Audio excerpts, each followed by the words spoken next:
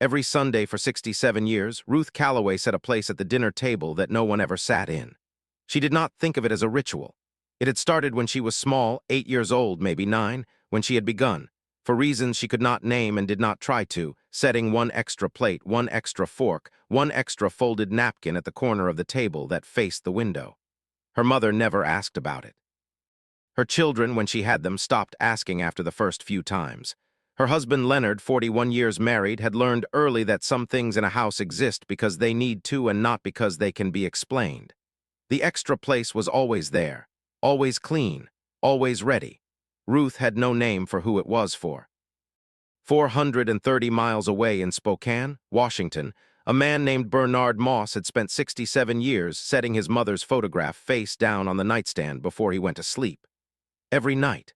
Not because he was angry at her. She had died when he was 11, and the grief had long since shaped itself into something quieter than anger.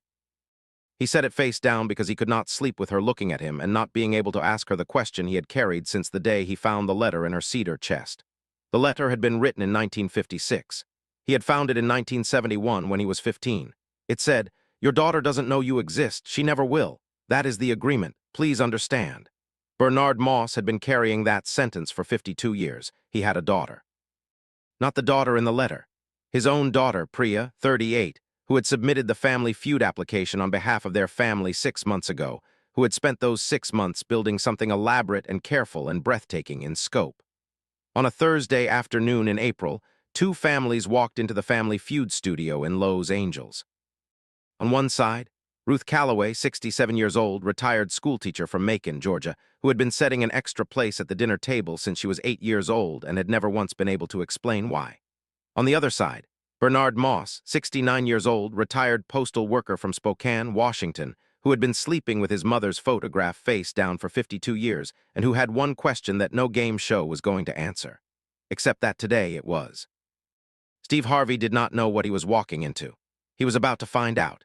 And the 3 words he would say in the 48th minute of that taping, 3 words he had said on this stage before, 3 words that the audience knew were coming even before he said them, 3 words that had taken 67 years to become possible, would stop the room in a way that no one who was present would ever fully find words for afterward. Look behind you. The Thursday taping schedule at Family Feud ran with the precision of a machine that had been calibrated over many years and knew how to absorb the unexpected without losing its fundamental rhythm. Cameras at 7. Lighting resets through mid-morning. Audience orientation at 1:45. Families at 2. Warm-up at 2:30. Host entrance by 3. On this particular Thursday in April, the production offices had the specific quality of a space in which a significant portion of the people present knew something and were carefully not saying it. The assistants moved with a slightly different efficiency. The camera operators had been briefed individually by the senior producer, a woman named Teresa, who had spent 5 months on this episode, and who had the look of someone who has carried a large thing for a long time and is very close to being able to set it down. Gerald, the warm-up comedian, had been told only what he needed to know, that the reveal in this episode was going to require him to do absolutely nothing at a specific moment, and that he would know the moment when it came. Gerald had been doing this job for 11 years and had been given similar instructions twice before. Both times, he had understood exactly when the moment arrived. He was confident he would understand it today. The studio audience that afternoon had been given a version of the standard briefing with one addition, that this episode included something that had taken a very long time to arrange, and that they should be prepared for it not to feel like a game show moment when it arrived. This briefing was deliberately vague. It was deliberately vague because Teresa had learned over 5 months of working on this that the human reaction to this specific revelation could not be pre-shaped. It had to be allowed to arrive on its own. On the east side of the building, in the larger green room, the Calloway family. Ruth Calloway, 67, retired after 32 years teaching 4th grade at an elementary school in Macon. She was a small woman who occupied a room with authority that had nothing to do with size, the authority of someone who had spent 3 decades managing 9-year-olds and had developed, through that work, a quality of calm that was genuine rather than performed. She wore a blue dress with a white collar and had her reading glasses on a chain around her neck because she needed them and refused to be caught without them. Her daughter Anya, 41, who had her mother's calm and her late father Leonard's humor, and who was the one who had actually filled out the Family Feud application on her mother's behalf, as a birthday gift, or so Ruth had been told. Anya's husband Felix, 44, steady and warm. Their daughter Chloe, 17, who was the youngest person in the room and the most alert, watching everything with the attention of someone who understood that significant things were in motion and didn't want to miss any of it. And Ruth's younger sister by 4 years, Myril, 63, who had driven from Augusta specifically for this, and who had a quality that her family recognized as Myril's game face. Composed, slightly too still, the stillness of someone managing a great deal of information. Myril knew more than Ruth. She had known for 3 weeks. She had not said a word. On the west side of the building, in the smaller green room, the Moss family. Bernard Moss, 69, retired from 38 years with the United States Postal Service in Spokane, Washington. A tall man, deliberate in his movements, with the quality of someone who had spent a long career showing up at the right address at the right time and had internalized reliability as a kind of identity. He was wearing a gray suit he had bought for the occasion because Priya had told him they were going on television and he should look like himself on his best day. His daughter Priya, 38, who had arranged all of this, who had spent 5 months in careful, private coordination with Teresa's production team and with Anya Calloway, and with a genealogical research firm and with a DNA testing service, and with a family attorney who had helped navigate what was, it turned out, a genuinely complicated situation. Priya had known about the letter since she was 22. Her father had told her when she was old enough, he said, to understand what it meant. She had understood immediately. And she had spent 16 years deciding what to do with the understanding. This was what she had decided. Bernard's wife Dolores rounded out the team, along with Priya's husband Omar and their 7-year-old son Theo, who had been told only that they were going on a game show and that it was going to be very exciting. Theo was eating a granola bar in the green room and watching a video on a tablet and was the most comfortable person in the building. Steve Harvey walked onto the main stage at 3:04 p.m. wearing a midnight blue suit with a silver blue pocket square. He had been briefed by Teresa that morning in a 20-minute conversation that he had described afterward as the most careful pre-taping briefing he had ever received. He knew the outline. He did not know every detail. "Let's bring them in," he said. The story that brought both families to that stage on a Thursday afternoon in April had 2 separate beginnings. They did not converge for 67 years. To understand the convergence, you have to know both of them. The first beginning, Macon, Georgia, 1956. A woman named Josephine Holt was 23 years old and unmarried and pregnant in a decade, and a place where those 3 facts in combination constituted a crisis that was managed, in most families, with a specific and practiced efficiency, quietly, quickly, and with a result that allowed everyone to return to their ordinary lives as soon as possible. Josephine had not wanted to manage it that way. She had wanted to keep the child. She had argued for it. Her parents, Bernard Sr., a foreman at a textile mill, and Adiz, a woman who held the family's reputation as something precious and structural, had not been willing. The arrangement was made. The child, a girl, was placed through a private adoption with a family in Macon before Josephine had left the hospital. Josephine named her daughter before she gave her up. The name was Ruth. The adopting family was told this. They kept the name. Josephine returned to her parents' house in the summer of 1956 and did not speak about what had happened. And neither did her parents, and the silence calcified over the years into the kind of family silence that everyone maintains not because they have forgotten, but because they have agreed without discussing it, that forgetting is the more manageable condition. In 1958, Josephine married a man named William Moss. She moved with him to Spokane, Washington, where William worked in shipping. She had a son in 1960. She named him Bernard after her father, the foreman, the man who had made the arrangement she had not wanted to make, and who she had never fully forgiven and who she had never told. Bernard grew up in Spokane knowing nothing about a sister. His mother was warm and specific and present in the way that people who have lost something irreplaceable sometimes become intensely present with what remains. He did not understand this about her until much later. At the time, he understood only that his mother loved him with a quality that sometimes felt like it was holding something back, and sometimes felt like it was compensating for something, and that both of these feelings were true, and he did not have a name for why. Josephine died in 1971. Bernard was 11. She died of a heart attack, sudden, on a Wednesday morning in March. There was no warning that Bernard was old enough to have processed as warning. She was there on Tuesday, and on Wednesday she was not, and his father William, who was a good man and a limited one, did the best he could with a grief he was not equipped for and a son who needed more than he knew how to give. Bernard managed. He was the kind of child who managed. He was quiet, organized, reliable in the specific way of children who understand early that the adults around them are at capacity, and that the most loving thing they can do is not add to the load. In 1975, when he was 15, Bernard found the letter. He had been looking for a specific photograph of his mother that he remembered existing and could not locate, and he had gone to the cedar chest in the back of his parents' bedroom closet, which had been his mother's chest and which his father had not opened since she died. He had lifted the lid. He had found the photograph he was looking for, and beneath it, he had found an envelope with his name on it in his mother's handwriting. Bernard. He had sat on the floor of the closet for a long time before he opened it. The letter inside was 2 pages, handwritten in his mother's careful, deliberate script. It was dated 1970, the year before she died. It said that she had written it in case something happened to her before she found the courage to say it out loud. It said that she had made a decision in 1956 that she had never recovered from. It said the name, Ruth. It said, "Your sister doesn't know you exist. She never will, that is the agreement, but you should know. You should know because you are going to feel the shape of her absence your whole life, and I don't want you to not know why." Bernard had read the letter 3 times sitting on the closet floor. Then he had put it back in the envelope. He had put the envelope back under the photograph. He had closed the cedar chest. He had gone to his room and sat on his bed until dinner, and when his father called him, he had come to the table and eaten and not said a word, because his father was a limited man doing his best, and the thing in that envelope was larger than his father could hold. He had never told his father. He had carried the letter with him to every apartment and house he had lived in for 52 years.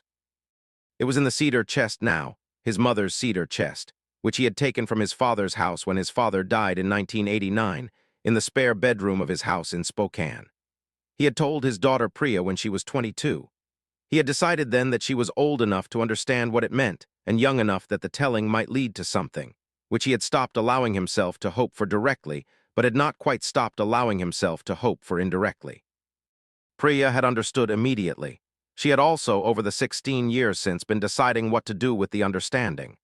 The second beginning, Macon, Georgia, the same year. Ruth Holt was born in September 1956 and adopted within days by a couple named Thomas and Clara Holt, who could not have children of their own and who had been waiting for 2 years, and who received the infant girl with the particular overwhelming relief of people who have wanted something for a long time and have stopped being able to fully believe it will arrive. They named her Ruth, which was the name on the paperwork.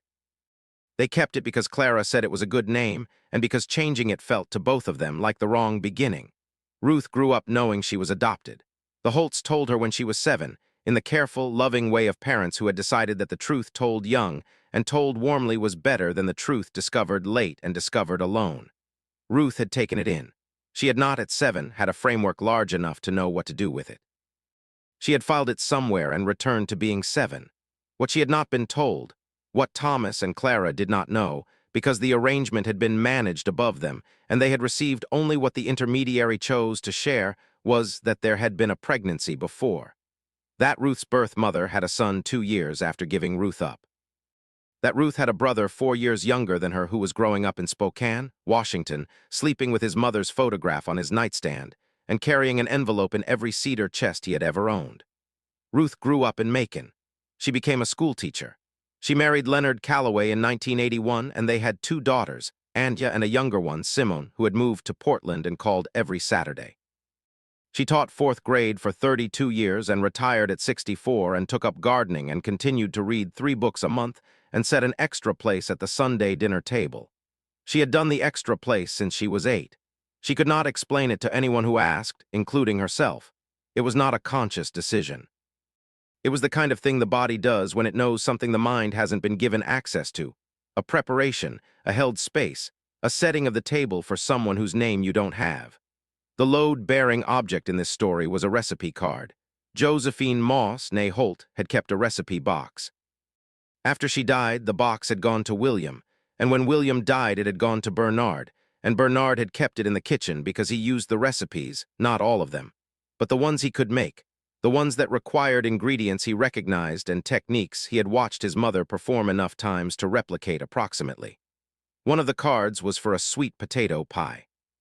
It was written in Josephine's handwriting, on an index card stained at the bottom left corner with what appeared to be vanilla extract. The paper softened and warped slightly from years of kitchen humidity. Bernard made the pie every Thanksgiving, had made it since he was old enough to follow the recipe. It was the only thing he made from scratch on Thanksgiving. Everything else he bought or received from neighbors or Priya. But the pie he made himself from his mother's card, which he handled carefully and returned to the box immediately. Priya had photographed the recipe card in 2019 and sent it to Ruth Calloway because Anya had told her during one of their early coordination calls that her mother Ruth made a sweet potato pie every Thanksgiving. From memory. From a recipe she said her adoptive mother Clara had taught her. Priya had sent the photograph. Anya had shown it to her mother. Ruth had looked at it for a long time. "Where did this come from?" she had asked. "Someone who might know your mother's recipe," Anya had said. Ruth had looked at the card, at the stain at the bottom left corner, at the handwriting. "This isn't Clara's handwriting," Ruth had said. Anya had waited. "This handwriting is—" Ruth had stopped. She had looked at the card for another long moment. "I don't know whose handwriting this is, but I know this recipe. I know this recipe exactly." She had set the photograph down. She had not asked any more questions. She had gone back to her kitchen and made tea and stood at the window for 20 minutes. Anya had not pushed. She had waited, as she had been waiting for 3 weeks, for her mother to be ready. Ruth had never been told she was on Family Feud to find her brother. She had been told she was on Family Feud because Anya had submitted an application and they had been selected. The recipe card photograph was the only thing she had been given. One thread pulled gently from a distance. Not enough to know, enough to wonder. Ruth Calloway had been wondering for 3 weeks. She walked onto the Family Feud stage that Thursday afternoon in April wondering. She did not know that Bernard Moss was about to walk out from the opposite wing. She did not know that in 48 minutes, Steve Harvey was going to say 3 words. She did not know that the extra place at the Sunday table was about to have a name.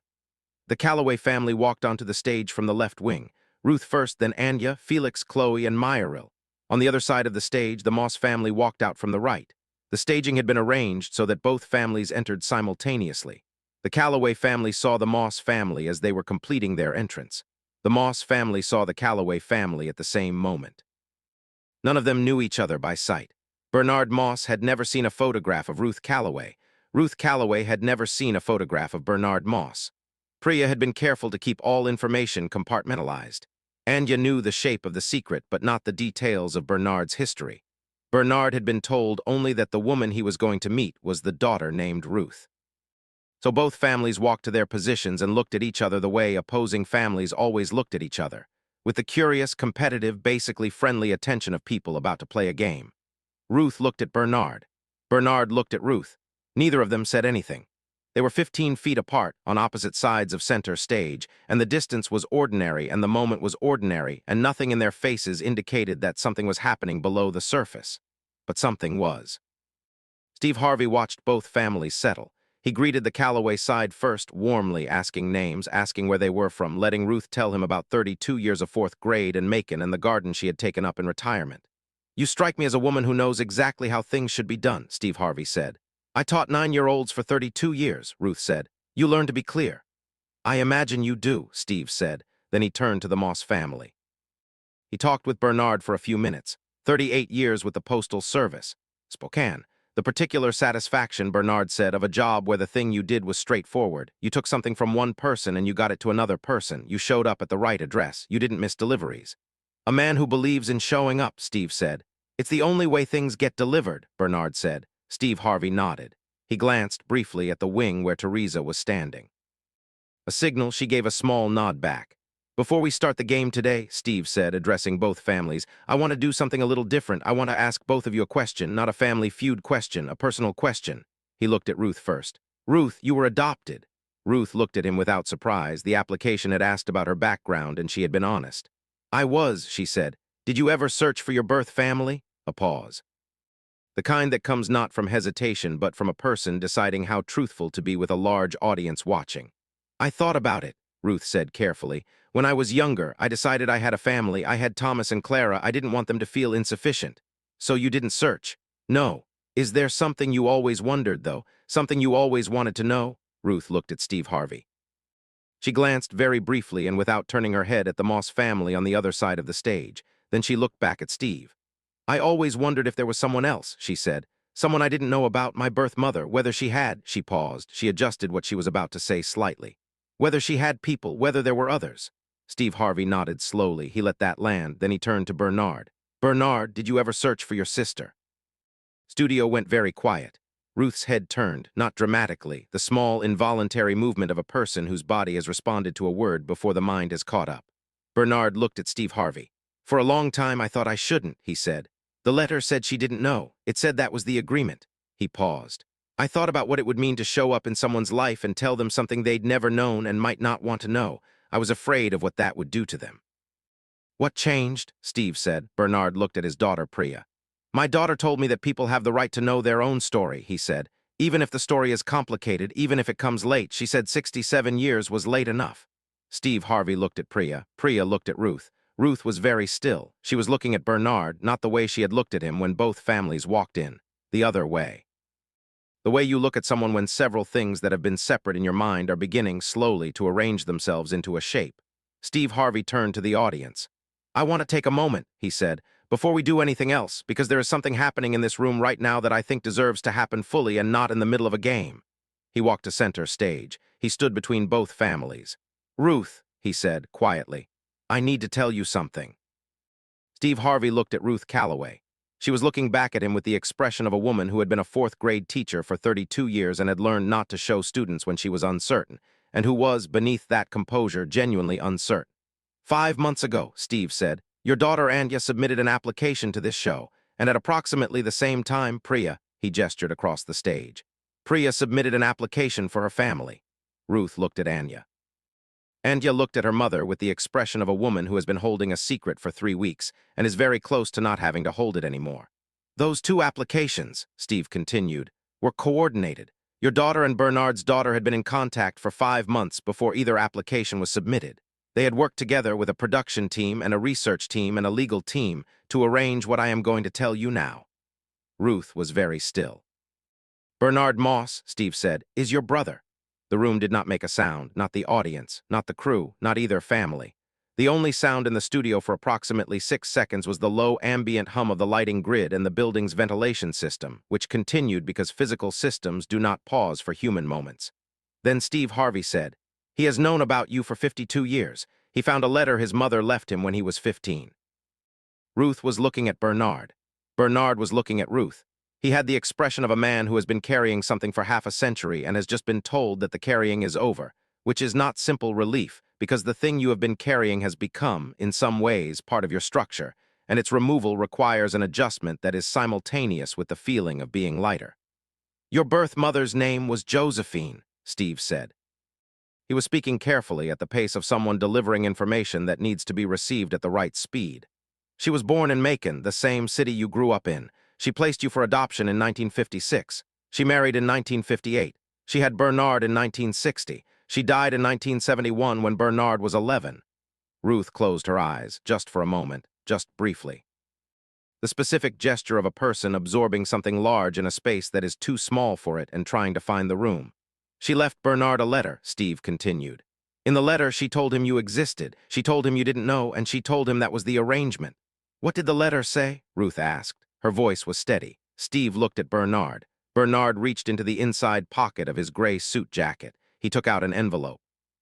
Not the original was in the cedar chest in Spokane, and Priya had told him not to bring it, that the copy was sufficient and the original should be kept safe. It was a copy made by the genealogical research firm on paper that had been chosen to approximate the weight and tone of the original. He held it, but he did not open it.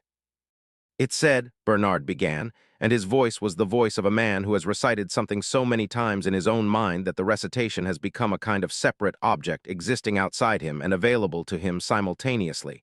That she had made a decision she had never recovered from. That she wanted me to know why I would feel the shape of something missing my whole life. He stopped.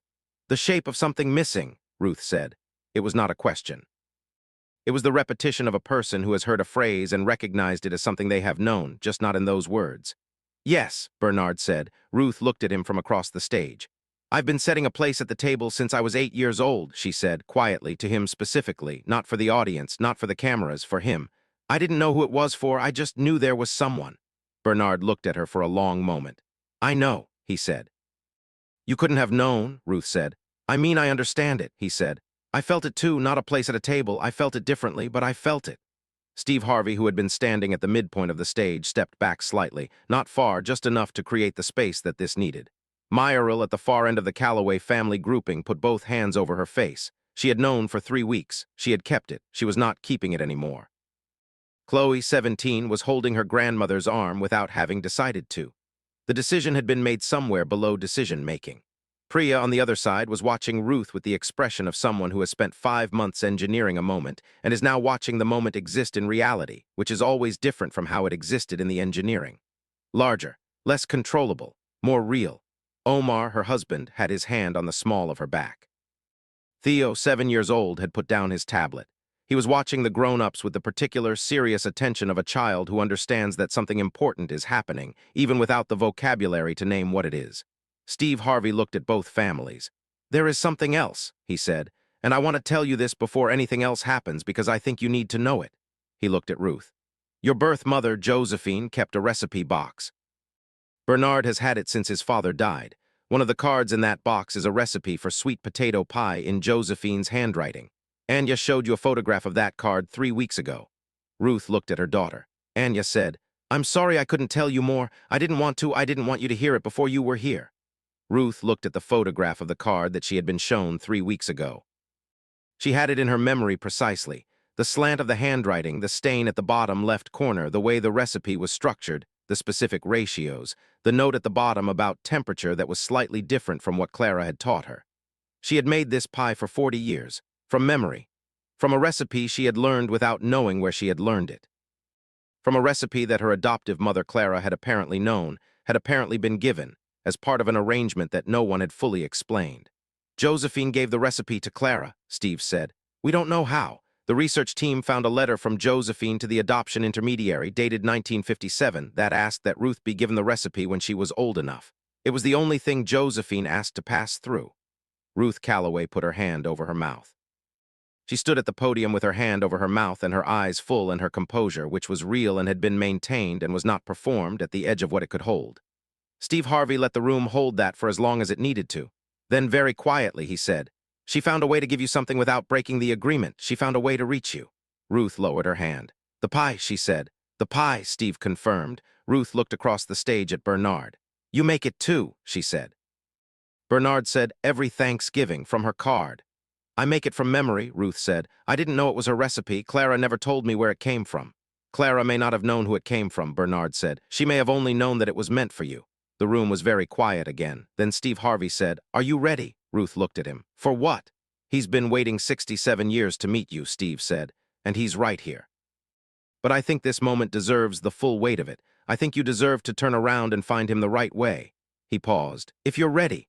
Ruth looked at the audience. She looked at her daughter. She looked at Myril, who had both hands over her face and was nodding. She turned back to Steve Harvey. I'm ready, she said. Steve Harvey asked Bernard to step off stage.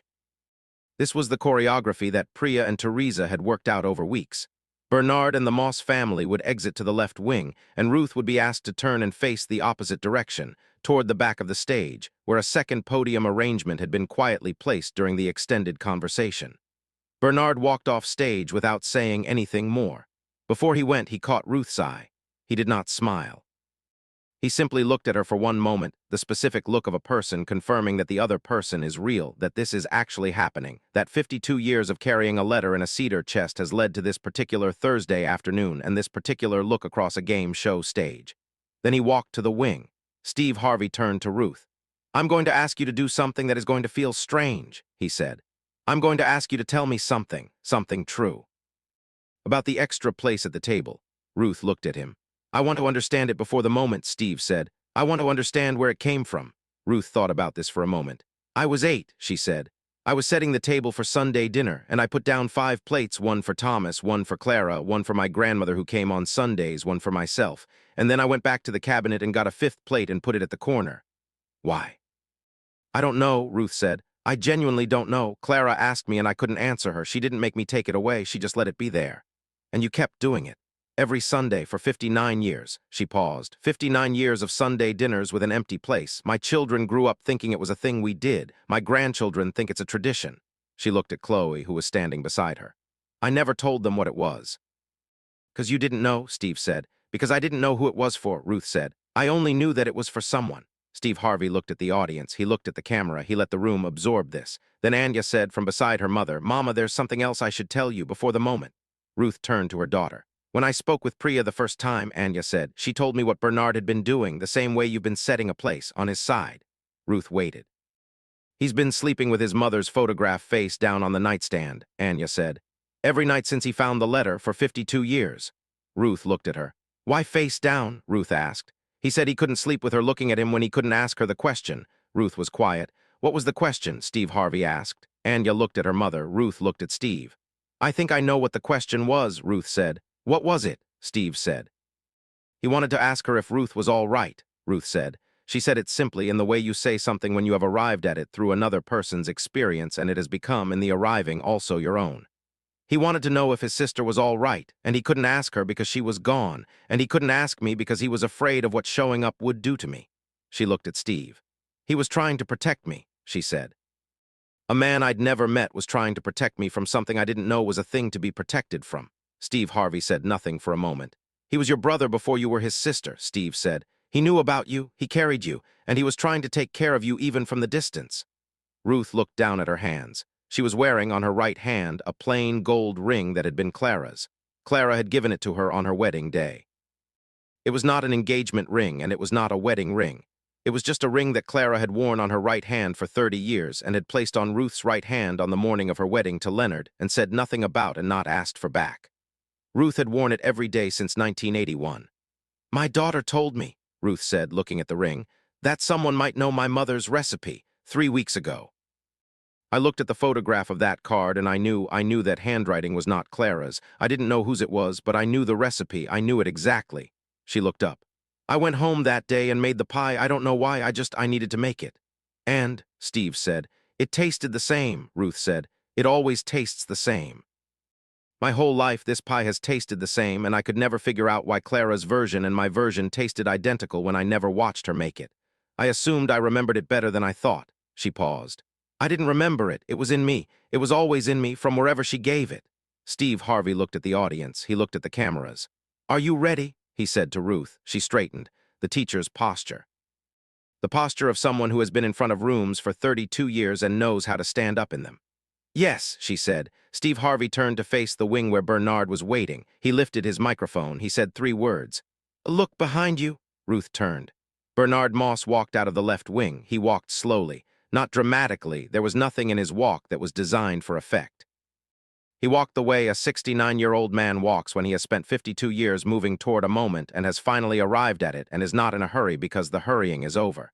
He came to the center of the stage. He stopped. Ruth was looking at him. The distance between them was 12 feet. The distance was 67 years. Both of these things were equally true and equally present in the room. Neither of them moved immediately. The audience, which had been told nothing in the pre-show briefing except that something was going to happen that they would not be prepared for, was completely still. 200 people completely still, watching 12 feet of stage and 67 years of distance between a woman who had set an extra place at the table and a man who had slept with a photograph face down. Bernard spoke first. "Ruth," he said. That was all, just her name. In the voice of someone who has been saying a name in his head for 52 years and is saying it out loud for the first time. Ruth put her hand over her heart, not over her mouth as people sometimes do in moments of shock, over her heart. The specific, instinctive gesture of a person whose chest has been reached. "Bernard," she said. He crossed the remaining 12 feet. She met him. They met each other. And they held each other in the center of the stage, 2 people who had been on the same earth for 67 years and had not known of each other's existence for most of that time, and the holding was not the dramatic, collapsing kind of reunion. It was the quiet, thorough kind. The kind that starts and doesn't rush to end because the ending can wait and the holding cannot. Behind Ruth, Myril was not managing her composure anymore and had stopped trying. Chloe, 17, was looking at the two of them with the expression of someone her age encountering a truth about the way time works, about how much of a person's life can pass before the missing piece arrives. And the expression was not simple sadness and not simple joy, but something more complex and more adult than she had expected to feel at 17. Anya was holding Felix's hand and was entirely present and was also somewhere in herself with the 5 months of work that had led to this. The calls with Priya, the coordination with Teresa, the 3 weeks of holding it from her mother, the moment in the kitchen when she had shown Ruth the photograph of the recipe card and watched her mother's face do something she could not name. On the other side of the stage, Priya had her hands folded at her chin and was looking at her father.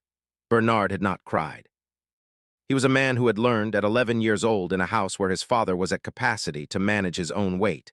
He was managing it now but differently than before because the weight was different now. It was not the weight of carrying something alone. It was the weight of having put it down. Theo, 7 years old, tugged on his mother's sleeve. "Mom," he said, "is that lady the one Grandpa was looking for?" Priya looked at her son. "Yes," she said. "Did he find her?" "He found her." Theo looked at the center of the stage where his grandfather and Ruth Calloway were still holding each other. "Good," he said. Steve Harvey, standing to the side, looked at Theo when the boy said that. He held the look for a moment. Then he looked back at the stage. Eventually, Bernard stepped back slightly. He did not let go of Ruth's hands. He held both her hands and looked at her in the way you look at someone you have been trying to visualize for 52 years and are now seeing in 3 dimensions for the first time. "You look like her," he said. Ruth looked at him. "Did you bring a photograph? Priya has one." Priya came forward. She had been carrying in the inside pocket of her jacket a small photograph printed on quality paper. It was a photograph of Josephine Moss in 1969, 2 years before she died. She was 36 years old in the photograph. She was standing in a garden. She was looking slightly to the side of the camera at something the photograph did not include, with an expression that was warm and specific and recognizable. Priya handed it to Bernard. Bernard held it out to Ruth. Ruth took it. She looked at it for a long time. "How old was she here?" Ruth asked. 36, Bernard said. "I'm 67, Ruth said. She looked at the photograph. 31 years older than she was in this picture. She looked up at Bernard. "She never got to be this old." "No," Bernard said. Ruth looked at the photograph again. "She's beautiful," Ruth said. "She was," Bernard said. "You have her eyes," Ruth said. Bernard said, "You have her hands." Ruth looked at her own hands, at Clara's ring on her right hand. "She gave me a recipe," Ruth said. "She found a way to give me something." "She was like that," Bernard said. "She found ways around things." Steve Harvey had been standing at the edge of the stage, watching. He came forward now. He stood beside both of them. He looked at Ruth holding the photograph, at Bernard holding Ruth's other hand. 67 years, he said, quietly. "She's been setting a place at the table for 67 years, and you've been carrying her for 52. You've been carrying each other without knowing it. That's what this is. That's what I've been watching on this stage." Ruth looked at him. "You've been carrying each other," Steve said again, "the whole time." There was a moment, after the photograph had been returned to Priya's care, after Anya had embraced her Uncle Bernard for the first time, after Chloe had shaken his hand with the formal care of a teenager who wanted to make a good impression on a grandfather figure she had just acquired, after Myril had recovered enough composure to hug Bernard and say, "I'm going to need you to come to Macon," and Bernard had said, "I will," after all of that. There was a moment where the room settled into something softer, not quieter. The sound was still warm and full, but it had moved from the urgent, high-register sound of revelation into something more sustained, the sound of a room that has witnessed something real and is still in its presence. Steve Harvey came back to center stage. "I want to ask you both something," he said. "Together, the same question at the same time." He looked at Ruth and Bernard standing side by side in the center of the stage. "What is the first thing you want to do after today?" Ruth spoke first. "I want him to come to Sunday dinner," she said. "I want to set a place at the table and have someone sitting in it." Bernard said, "I want to make the pie together. I want to make it with the card and with you and see if it tastes the same when we make it together as it does when we make it alone." Ruth looked at him. "Does yours taste the same every time?" she asked. "Always," Bernard said. "Exactly the same every Thanksgiving, no matter what." "Mine too," Ruth said. "My children say it's the best thing I make and they don't understand why it tastes so specific. I always tell them it's the recipe. I just never told them where the recipe came from." "Because you didn't know," Bernard said. "Because I didn't know," Ruth confirmed. She held the photograph again for a moment. Priya had returned it to her without being asked. "She put it in both of us," Ruth said. 67 years ago, she put it in both of us, and we've been making it separately on the same day every November." "Thanksgiving," Bernard said. "Thanksgiving," Ruth said. Steve Harvey looked at both of them. He was choosing his words the way he chose them when he was not performing but speaking. "I have said those 3 words on this stage before," Steve said. "Look behind you." "I've said them in reunions, in surprises, in moments where someone important walked through a door. And every time I say them, I know what it means to the person hearing them. I know the stakes of those 3 words." He paused. "But I have never said them in a situation where the person turning around didn't know the person they were turning to find." where the story went back before memory, before language, before anything either of them could have chosen or known, where the connection was written before they had any say in it. He looked at the audience. Josephine Holt made a decision in 1956 that she spent the rest of her life grieving. She died at 38 without being able to undo it. But she did not leave her children without a thread. She left Bernard a letter so he would know the shape of what was missing. And she left Ruth a recipe so that something of herself would travel through. He looked at Ruth. She reached through 67 years with a sweet potato pie recipe. She reached through an arrangement that was supposed to be permanent and a silence that was supposed to be complete. And she found you, both of you. He stopped. That woman loved her children, he said. She made the wrong choice and she spent her life knowing it was wrong and she still found a way to reach. That is what I want you to hold on to, not the 67 years, the reach. The audience was very quiet. Ruth was looking at the photograph. Bernard was looking at his sister. Then Ruth looked up. She looked at Steve Harvey. There's something I need to do, she said. What's that? I need to tell her, Ruth said. I know she's been gone since 1971, but I need to say something to her. Is that? She stopped. I don't know if that's something I can do here. You can do anything you need to do here, Steve said. He stepped back. He stepped all the way back to the far edge of center stage, creating the most space the format allowed. Ruth looked at the photograph for a long moment. Then she looked up, not at the camera and not at the audience and not at Bernard, but at something above and beyond all of it, at the specific place people look when they are addressing something that cannot be seen. I'm all right, she said, quietly, firmly, with the quality of a statement that has been true and hard and paid for. I was all right. Clara and Thomas took care of me. I had a good life. I have children and grandchildren and a garden and, she stopped. She gathered herself. I found him, we found each other. 67 years late, but we found each other. And I'm making the pie this November and he's going to be at the table. She lowered her eyes. You did good, she said. You found a way. The room was completely silent for 4 seconds. Then the applause came, not the competitive game show applause, not even the applause of a revelation, but the sustained, full, slightly reluctant applause of people who are not ready for the moment to be over and are applauding to make it last a little longer.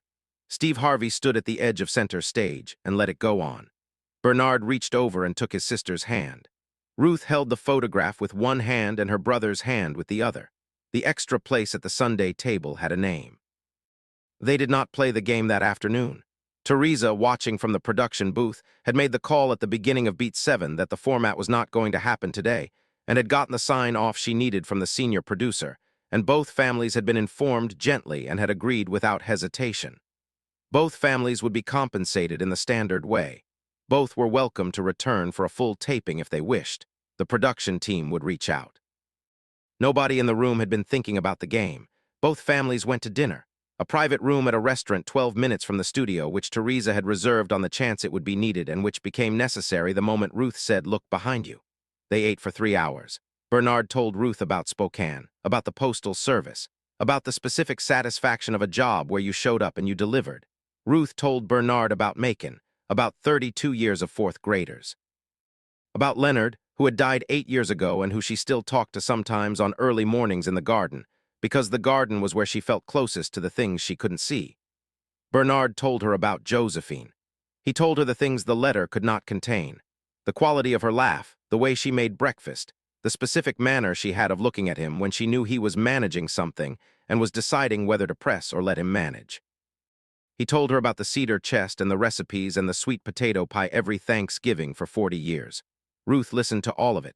At one point near the end of the dinner, she said, "Tell me the one thing about her, the one thing that was most her." Bernard thought about this for a long time. She always found a way, he said. No matter what the obstacle was, she found a way around it or through it or over it. She never let a wall be the end of the sentence. She just kept writing. Ruth looked at him. "The recipe," she said. "The recipe," Bernard said. They looked at each other across the dinner table. "She kept writing," Ruth said. Priya, at the end of the table, had her hand over her mouth. The Thanksgiving that followed was in Macon. Bernard and Dolers flew in from Spokane. Priya and Omar and Theo drove up from Los Angeles, where they had relocated 6 months earlier for Omar's work. Myril drove from Augusta. Anya and Felix were there. Simone flew in from Portland, the younger daughter, who had known nothing about any of this until Anya called her the morning of the taping and said, "Something is happening. I need to tell you something." Simone had said, "Is Mama okay?" "Mama is better than okay," Anya had said. "Mama has a brother." Simone had been quiet for a moment. Then she said, "I'll book a flight." The dinner table in Macon that Thanksgiving had 21 people around it. Several chairs had been brought from the neighbors. The dining room extended into the sitting room. The children sat at a separate table that Chloe had decorated with construction paper that Theo had helped color because Theo had strong opinions about decorating and had been given free rein. Ruth had set 21 places. She had stood at the table for a long moment after setting them, counting, making sure. 21. Everyone accounted for. She went to the cabinet. She came back with a 22nd plate. She set it at the corner that faced the window in the place it had always been and folded the napkin the way she always folded it and placed the fork exactly as she always placed it. Anya, passing through with serving dishes, stopped. "Mama," she said, "Bernard is here. He's in the living room." "I know," Ruth said. "Then why?" Ruth looked at her daughter. "This one is for Josephine," she said. Anya looked at the extra place, at the clean plate and the folded napkin and the fork exactly placed. She set down the serving dishes. She put her arms around her mother. They stood at the table for a moment. Then Bernard came through from the living room carrying the cedar chest recipe box which he had brought on the plane in his carry-on luggage because Priya had told him not to check it. He set it on the kitchen counter. "Ready," he said. "Ready," Ruth said. They made the pie together. Side by side in Ruth's kitchen in Macon on a Thursday morning in November from the card in Bernard's recipe box. Josephine's handwriting on an index card stained at the bottom left corner. They did not need to discuss the steps. They each knew the recipe. They had always known it separately.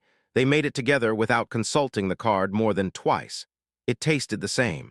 It always tasted the same.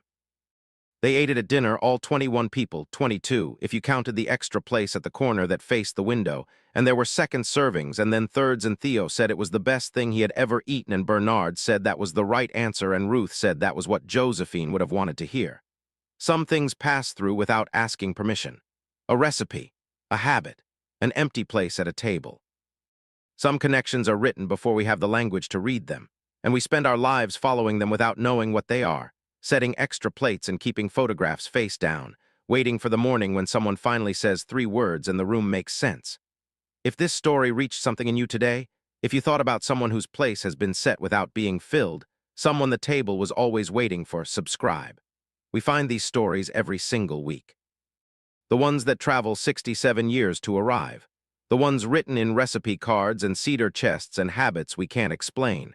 You don't want to miss what comes next.